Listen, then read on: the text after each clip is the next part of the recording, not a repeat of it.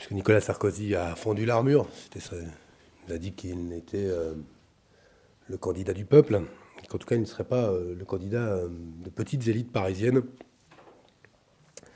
M'a fait penser à la famille Le Quesnoy et une sorte de crise d'adolescence un peu tardive de quelqu'un qui est né à Neuilly, qui a essentiellement fait la politique, qui était la politique voulue par ses pairs, le ghetto dans lequel il est né, le ghetto pour lequel il a travaillé, et qui maintenant s'affranchit. C'est jamais trop tard pour faire une crise d'adolescence.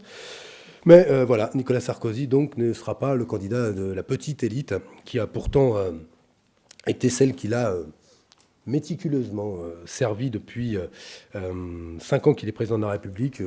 Pour mémoire, mais vous le connaissez tous, vous connaissez tous ces événements, du dîner aux Fouquet's, au fait d'avoir supprimé l'ISF pour 300 000 contribuables, d'avoir fait le bouclier fiscal, d'avoir maintenu les avantages fiscaux pour les plus riches, d'avoir même développé les niches fiscales, d'avoir organisé un cercle des donateurs pour l'UMP, dans lesquels on trouvait quelques grands noms qui appartiennent sans doute au peuple, comme les Bettencourt et consorts, etc. Et bref, à s'être entouré de patrons au point que même pour le projet qui est le sien aujourd'hui, ce sont encore des grands patrons qui sont à la manœuvre et qui sont à la manœuvre pour inspirer ce que seront les grands choix politiques de Nicolas Sarkozy.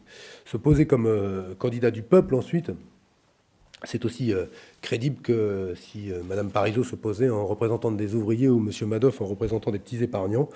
Lui qui, Nicolas Sarkozy, sur la question des retraites, a refusé justement de donner la parole au peuple. Lui qui, sur le traité constitutionnel européen, a refusé que la version qui suivait, le traité de Lisbonne, soit soumise à référendum, alors que le TCE avait été rejeté par référendum par une majorité de Français. Et lui qui, pour ne pas augmenter les impôts des plus riches, prépare juste après son élection l'augmentation de la TVA qui frappera directement tous les Français. Donc c'est pas très crédible. Pour autant, c'est le créneau qu'il a choisi aujourd'hui pour essayer de parler de l'essentiel, c'est-à-dire son bilan et surtout l'absence totale de propositions.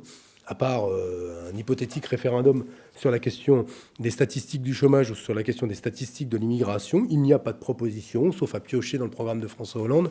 Et par exemple, aujourd'hui, se prononcer en faveur d'une dose de proportionnelle à l'Assemblée, ce qui est la proposition que fait François Hollande, là où il aurait eu parfaitement le loisir, le président de la République, de proposer cette réforme auparavant. Et il aurait eu notre soutien, mais il a choisi une autre méthode, c'était de redécouper des circonscriptions favorables à ses députés sortants pour essayer de leur permettre une réélection plus facile, mais pas la dose de proportionnelle. Voilà ce qui a été son choix.